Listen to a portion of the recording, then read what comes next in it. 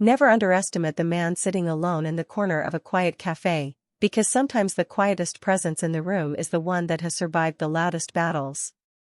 The morning sunlight filtered through the large glass windows of a small downtown cafe in Denver, casting soft golden reflections across wooden tables and the slow movement of early customers.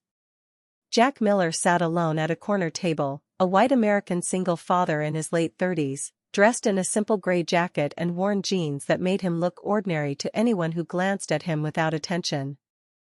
His coffee sat untouched for a few moments as he quietly observed the world around him with a calm, unreadable expression. There was nothing about him that suggested importance, nothing that hinted at influence or power, and that was exactly why people tended to ignore him. But Jack was used to being overlooked. It had become a familiar space where silence was safer than explanation. Across the cafe, conversations blended into background noise until one voice cut through with deliberate sharpness. Ethan Brooks, a young white American man in expensive casual clothing, stood near the counter with a group of friends, his posture loud even when he was not speaking. His attention slowly shifted toward Jack, as if he had found an easy target for entertainment. At first, the remarks were subtle, small jokes about appearance and circumstance, designed to draw quiet laughter from those nearby. Jack did not react. He simply adjusted his grip on his coffee cup and continued listening to the rhythm of the room as if the words did not belong to him. That lack of reaction only encouraged Ethan further. The comments grew more pointed, more direct, and soon the surrounding tables became aware that something uncomfortable was unfolding in plain sight. A few customers glanced away, unwilling to intervene, while others watched with uneasy curiosity. Jack remained still, his expression unchanged, but something in his presence began to feel different the longer the situation continued. It was not anger. It was not fear. It was something quieter, something controlled, like pressure building behind a sealed door. The cafe itself seemed to narrow around the interaction, the noise of dishes and conversation fading into a distant hum. Ethan leaned slightly closer, speaking loud enough for others to hear, expecting a reaction that would validate his amusement. Still, Jack said nothing. He did not defend himself. He did not argue. He simply looked at the table in front of him with a calm focus that felt almost unnatural in its stability. The silence between them became heavier than the words that had been spoken. It was in that silence that the first shift began, subtle enough that most people would miss it, but present enough to change the atmosphere entirely. Jack slowly set his cup down, not in response to anger, but in response to something far more contained and deliberate. And for reasons no one in the room could immediately understand, the balance of the space began to feel as if it was no longer centered around the man who was speaking loudly, but around the man who had not spoken at all. The silence inside the cafe did not break after the bully's first wave of mockery. Instead, it expanded, filling every empty space between tables like an invisible pressure that made ordinary conversations feel distant and fragmented. Jack Miller remained seated in the same position, a white American single father in his late 30s, his posture steady and controlled as he continued to hold his coffee without urgency or reaction. To anyone watching casually, it might have seemed like passivity, but to those paying closer attention, there was something structured in the way he remained still, as if stillness itself was a decision rather than a default. Ethan Brooks, standing a few steps away, interpreted that silence differently. To him, it looked like weakness, like acceptance, like confirmation that the man in front of him had nothing to offer in response. That interpretation fueled the next layer of his behavior, as he leaned casually against the counter with an exaggerated sense of confidence, continuing to speak loudly enough for nearby tables to hear. A few customers shifted uncomfortably in their seats, glancing at Jack and then away again, unsure whether involvement was necessary or wise. The cafe itself continued its normal operations, but the emotional atmosphere inside it had clearly changed, becoming more tense and self-aware. Jack slowly lifted his cup and took a measured sip, not as a reaction, but as a continuation of his own internal rhythm. His eyes briefly scanned the room, not in search of help or validation, but in quiet observation, as if cataloging details that others would never think to notice. The sounds around him, the clinking of cups, the distant hum of conversation, and the faint music playing through overhead speakers, all seemed to layer differently in his perception, as though he was separating noise from structure. Ethan stepped slightly closer to the table, lowering his voice just enough to make his words feel more personal while still remaining audible to others. The intention was clear: to isolate Jack emotionally in public without needing physical escalation. Yet Jack's response remained unchanged. There was no defensive movement, no verbal acknowledgement, no visible irritation. Instead, he adjusted his posture slightly, placing both hands on the table in a calm and grounded manner, his expression neutral but increasingly focused. That subtle shift did not go unnoticed by everyone. A waitress passing nearby hesitated for a fraction of a second before continuing her movement, sensing something in the air that did not match the normal flow of customer interaction. Even Ethan's friends, who had initially laughed along, began to quiet slightly as the situation lingered longer than expected. The absence of reaction was beginning to create its own kind of discomfort, because silence without emotional release often forces observers to question what they are actually witnessing. Jack's stillness was no longer easily categorized as submission or avoidance. It was becoming something harder to define, something that resisted simple interpretation. Ethan, however, mistook that ambiguity for opportunity. He tilted his head slightly, continuing to speak with growing arrogance, expecting eventually to provoke either anger or embarrassment. But what he did not realize was that the dynamic in the room was no longer responding to volume or presence alone. It was beginning to respond to control, and control was no longer clearly belonging to the person speaking the loudest. Somewhere beneath the surface of that quiet cafe, a shift had begun that no one had fully named yet, but everyone was starting to feel. The atmosphere inside the cafe had now fully shifted into a state of suspended attention, where even ordinary background sounds felt reduced in importance compared to the silent psychological confrontation unfolding at the corner table. Jack Miller remained seated, a white American single father in his late 30s, his posture unchanged, his expression steady, and his presence increasingly difficult to interpret as anything other than controlled and deliberate. What had once been perceived as passive endurance was now beginning to reveal itself as something more structured, something that did not react because it did not need to. Ethan Brooks, however, struggled to maintain the confidence he had carried earlier.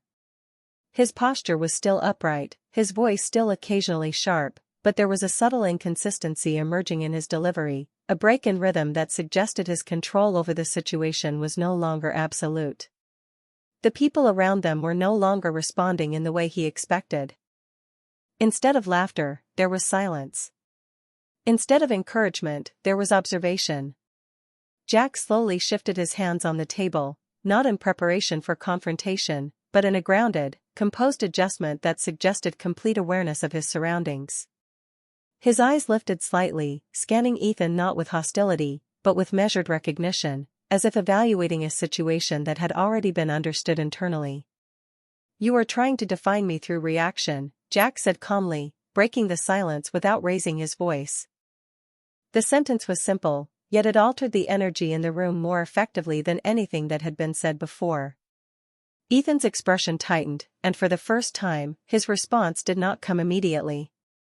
Around them, the cafe felt quieter still, as if multiple conversations had unconsciously paused to process the shift in dynamic. Jack continued without urgency, "But reaction is not identity. It is only a response to discomfort." The words did not carry aggression, yet they introduced a level of psychological pressure that changed how Ethan was being perceived by those watching. The confidence that had previously surrounded him now appeared less stable, less certain. Ethan attempted to respond, but the tone of his voice lacked the earlier sharpness. It came out more fragmented, as if he was now aware that the space itself was no longer aligned with him. Jack remained seated, calm and steady, his presence not expanding but deepening, becoming more anchored rather than more assertive. A few customers who had been observing began to shift their focus entirely toward him, their attention no longer divided. The bully's influence, once dominant in the immediate social environment, was now visibly weakening, not through confrontation, but through contrast. Jack's silence between statements carried weight, as if every pause reinforced a sense of internal structure that did not require external validation. Ethan took a half step back without fully realizing it, a subtle physical indication that his psychological position had changed. He attempted to reassert control through tone, but the effect was diminished. The room no longer responded to volume in the same way. Instead, it responded to composure. Jack finally leaned slightly forward, not aggressively, but with quiet clarity. "You chose a target based on appearance," he said. "But you did not understand what you were looking at." The sentence hung in the air longer than anything before it. No one spoke. No one intervened. The cafe had transformed into a silent witness space, where perception itself was being recalibrated in real time. Ethan stood still, no longer fully certain of his previous confidence, while Jack remained exactly as he had been since the beginning, unchanged in posture, unchanged in tone, but now fully recognized by the room not as a victim of circumstance, but as the center of control that had been present all along. The silence inside the cafe had now become heavier than any spoken confrontation, transforming the entire space into a quiet stage where every remaining movement carried amplified meaning. Jack Miller remained seated at the corner table, a white American single father in his late 30s, his posture unchanged, his expression steady, and his emotional presence increasingly defined not by reaction but by control. What had begun as an attempt to humiliate him had now fully inverted, with attention no longer directed toward the loudest voice in the room, but toward the quietest. Ethan Brooks stood a few feet away, still attempting to preserve fragments of his earlier confidence, but the consistency of his tone had weakened. His posture remained outwardly assertive, yet there was an unmistakable shift in how the room was responding to him. The subtle laughter that had once supported him was gone, replaced by uncertain observation and uncomfortable silence. Jack did not rush to fill the space. Instead, he allowed it to remain open, as if demonstrating that silence itself could function as a form of control when maintained without instability. He slowly leaned back in his chair, his eyes briefly scanning the cafe, not with aggression or judgment, but with composed awareness.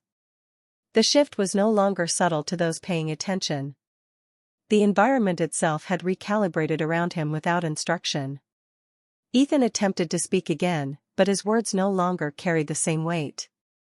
The structure of authority he had assumed earlier had eroded gradually, not through confrontation, but through the absence of expected reaction. Jack finally spoke again, his voice calm and even, cutting through the residual noise without effort. "You assumed presence equals power," he said quietly. "But presence without control is only noise." The sentence landed without force, yet it produced an immediate psychological effect.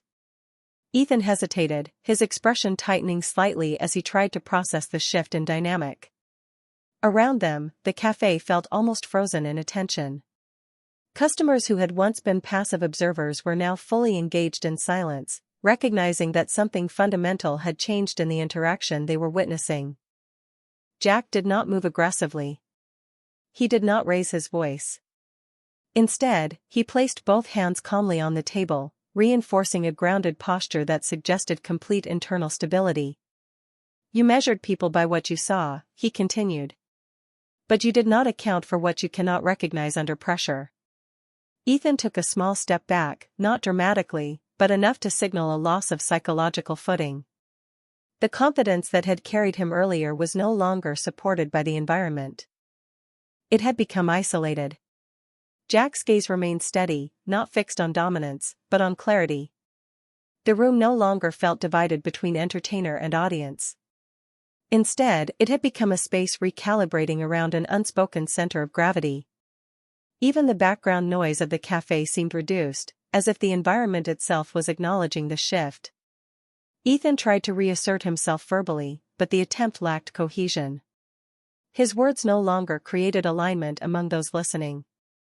Jack remained still, allowing the moment to continue without interruption, as if demonstrating that control does not always require escalation, only consistency. After a prolonged silence, Jack slowly stood from his seat. The movement was unhurried, deliberate, and free of tension. It did not signal aggression or confrontation. Instead, it signaled completion. The chair shifted slightly as he rose, and the sound of it touching the floor seemed unusually clear in the quiet room. For a brief moment, no one spoke. No one reacted. The cafe remained in suspended awareness as Jack adjusted his jacket and looked once more across the room. Ethan did not follow him. No one intervened. Jack simply turned and began to walk toward the exit, his pace steady and controlled, leaving behind a space that no longer carried the same emotional imbalance it had held before. As the door opened and closed behind him, the remaining silence inside the cafe was no longer the silence of tension, but the silence of recognition, as if everyone present understood that what they had witnessed was not a conflict that escalated, but a perception that had completely changed shape without ever needing force.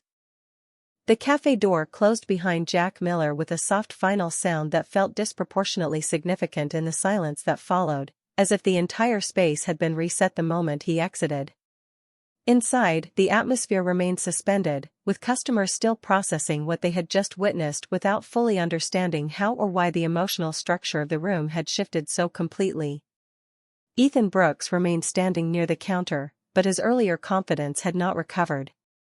The absence of Jack's presence did not restore his authority. Instead, it amplified the contrast between what he had projected and what had actually been real in the moment.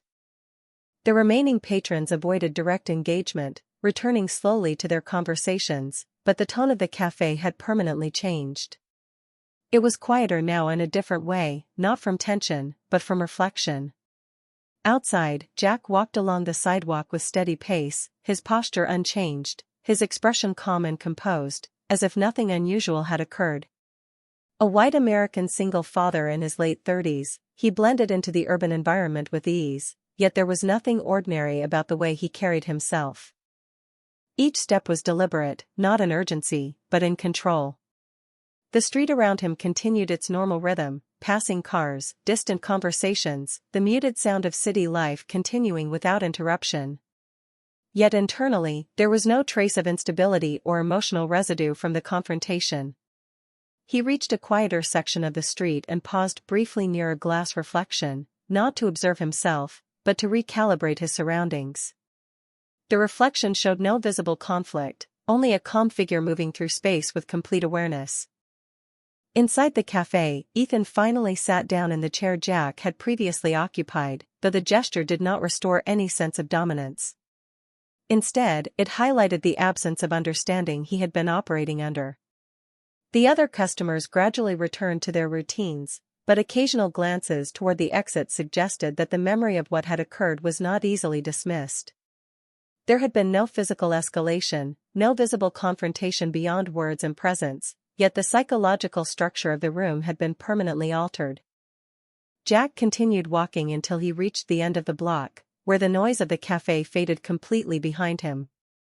He adjusted his jacket slightly, not as a reaction, but as a continuation of natural movement.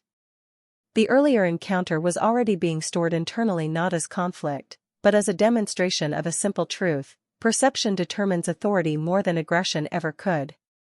In the cafe, Ethan remained silent for longer than expected, no longer attempting to reframe what had happened. His earlier confidence had not been replaced by anger, but by uncertainty, a recognition that the situation had not unfolded according to any assumption he had made at the beginning.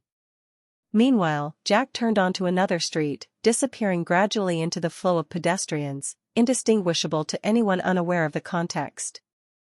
Yet the absence of visibility did not equate to absence of influence. The change had already occurred, and it did not require him to remain present for its effects to continue. The cafe, the witnesses, and even Ethan himself would each interpret the moment differently in time, but the underlying reality remained unchanged. What had appeared to be a simple act of humiliation had transformed into a complete reversal of perception, executed not through force, but through absolute composure under pressure. The city continued its normal rhythm after Jack Miller disappeared into the distance, but the emotional residue of what had happened inside the cafe remained suspended in the awareness of those who had witnessed it. Conversations slowly resumed, yet they lacked their earlier ease, replaced by fragmented commentary and uncertain interpretations. Ethan Brooks stayed seated longer than necessary, staring at the table where Jack had been moments before, as if expecting the environment itself to provide clarity or justification for what he had experienced. A white American single father in his late 30s had walked into a public space as an assumed target of humiliation and left without raising his voice, yet the outcome had not favored the one who spoke the loudest. That contradiction unsettled Ethan more than any direct confrontation could have. Outside, Jack continued walking several blocks without interruption, his pace steady and unhurried. The urban environment around him remained unchanged, traffic signals shifting, pedestrians passing, distant conversations blending into the background. Yet internally, there was a structured awareness that extended beyond the immediate present. His expression remained neutral, but his attention was fully engaged with the environment in a way that suggested discipline rather than distraction. He stopped briefly at a crosswalk, waiting for the light to change, and in that pause there was no indication of emotional turbulence, only controlled presence. Meanwhile, inside the cafe, Ethan finally stood up, not with renewed confidence, but with a delayed attempt to reassert normalcy. He looked around the room, noticing that no one was responding to him in the way they had earlier. The dynamic had shifted completely. What had begun as a performance had ended in silence that no longer supported him. The staff continued their work, but even they avoided direct engagement, as if the memory of the interaction had altered the social atmosphere of the space. Ethan left the cafe shortly afterward, stepping into the street with less certainty than before. The brightness outside felt harsher now, as if exposing him rather than surrounding him. He glanced down the block in the direction Jack had walked, but there was no visible trace of him remaining. That absence did not restore clarity. Instead, it reinforced uncertainty. Jack, now several blocks away, entered a quieter section of the city where storefronts became less dense and foot traffic diminished.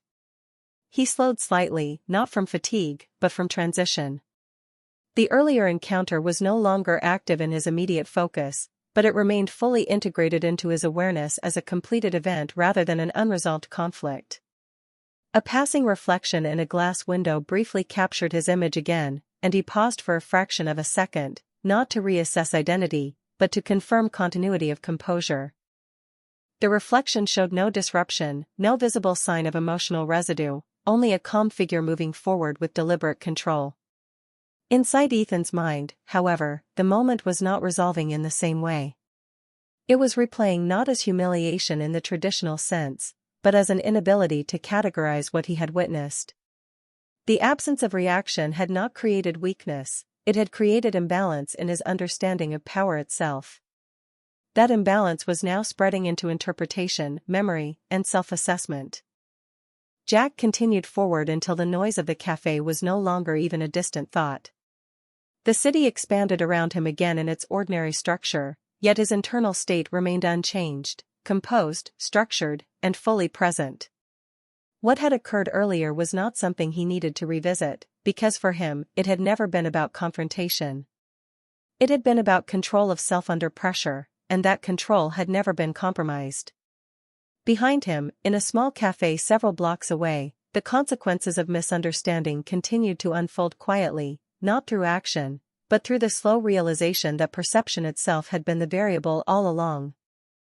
The city that Jack Miller walked through after leaving the cafe felt unchanged on the surface, yet the internal rhythm of his awareness continued operating at a level of precision that separated observation from ordinary perception.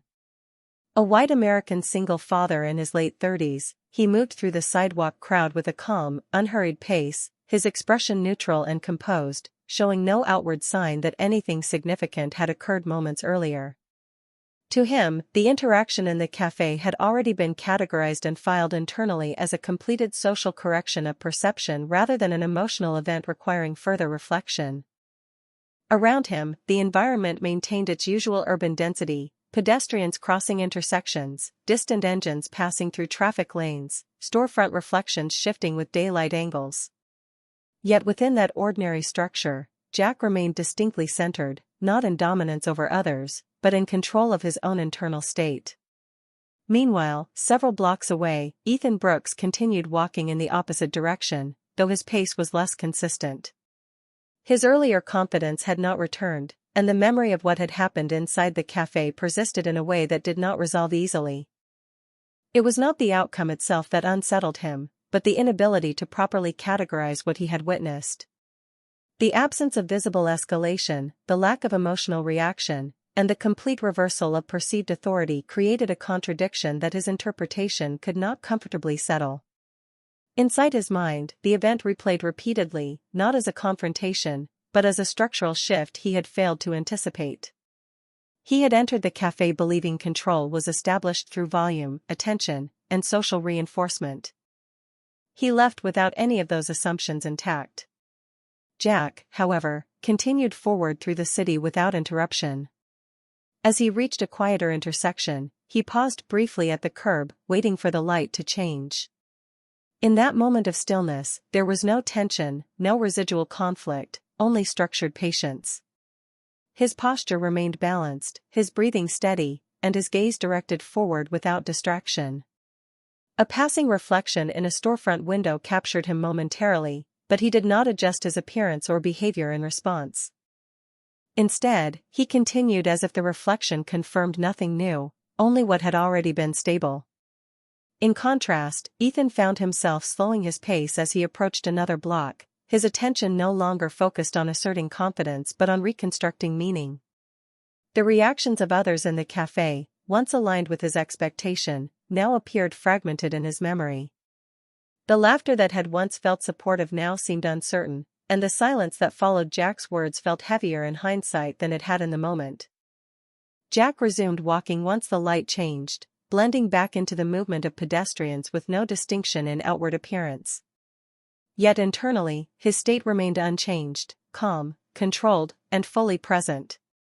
There was no need to revisit the cafe mentally, because nothing in his experience there had required correction afterward. For Ethan, however, the absence of a clear narrative resolution meant the moment continued to expand in psychological weight. He was no longer simply recalling an interaction, he was attempting to reframe his understanding of authority, perception, and response under pressure. The city around both men continued its normal rhythm, indifferent to the shift that had occurred within a single cafe earlier that day. But within that brief exchange of silence and words, a permanent adjustment in perception had already taken place, separating assumption from reality in a way that neither participant could fully reverse. The city continued moving in its ordinary rhythm, but for Jack Miller, a white American single father in his late 30s, the meaning of ordinary had already shifted after what had occurred earlier in the cafe. He walked through the downtown streets with steady pace, his posture relaxed but precise, as if every step followed an internal structure that required no external validation. There was no urgency in his movement, no visible sign that he carried any emotional residue from the confrontation that had unfolded. To him, the event had already completed its purpose, not as conflict, but as exposure of perception. Behind him, the cafe no longer held importance in his awareness, yet for others involved, it remained unsettled, replaying in fragments of memory that lacked a clear resolution. Ethan Brooks, still within the broader urban environment, found himself unable to fully detach from what had happened. His confidence had not simply been shaken, it had been reorganized into uncertainty. The assumptions he had relied on regarding control, social hierarchy, and reaction no longer aligned with what he had experienced. In his mind, the silence of Jack Miller had grown louder than any spoken exchange, creating a persistent cognitive gap he could not easily close. Meanwhile, Jack continued forward without deviation, passing intersections, storefronts, and groups of pedestrians who did not register him as anything unusual. Yet his presence, though visually ordinary, carried a consistency that subtly influenced spatial awareness around him. People naturally adjusted their paths without knowing why, creating a quiet flow of movement that centered itself without disruption. He stopped briefly near a crosswalk as the light changed, his gaze steady but unfocused on any single object, as if observing the environment as a complete system rather than isolated parts. The wind moved lightly through the street, shifting ambient sounds, but Jack remained unaffected by external variation. His internal state was stable, structured, and complete in a way that required no further reflection on the cafe incident. For him, there was no escalation left to resolve, only continuation. Ethan, in contrast, slowed his pace several blocks away, eventually pausing near the edge of a quieter street where traffic noise diminished. He replayed the interaction repeatedly, not seeking emotional relief, but attempting structural understanding. The key variable that disrupted his interpretation was not aggression or resistance, but the absence of it. Jack's refusal to respond in expected patterns had dismantled the framework Ethan had used to define authority. That absence of expected behavior created a vacuum in his reasoning that could not be easily filled with assumption. As Jack reached a less dense part of the city, he adjusted his jacket slightly, a minimal movement that carried no symbolic weight beyond natural motion. He then resumed walking, gradually blending into the broader pedestrian flow without distinction. There was no sense of triumph, no need for acknowledgement, only continuity of presence. The earlier cafe encounter, though significant to those who witnessed it, remained within Jack's perspective as a completed moment of social correction rather than confrontation. It required no reinforcement, no repetition, and no reflection. For Ethan, however, the absence of closure transformed into ongoing analysis, as his mind attempted to reconcile behavior that did not conform to expectation. The city eventually absorbed both men back into its larger rhythm, indifferent to interpretation, yet permanently altered in the perception of those who had been present. What remained was not conflict, but recalibration, a quiet shift in understanding that separated appearance from reality in a way that could not be reversed simply by returning to normal routine.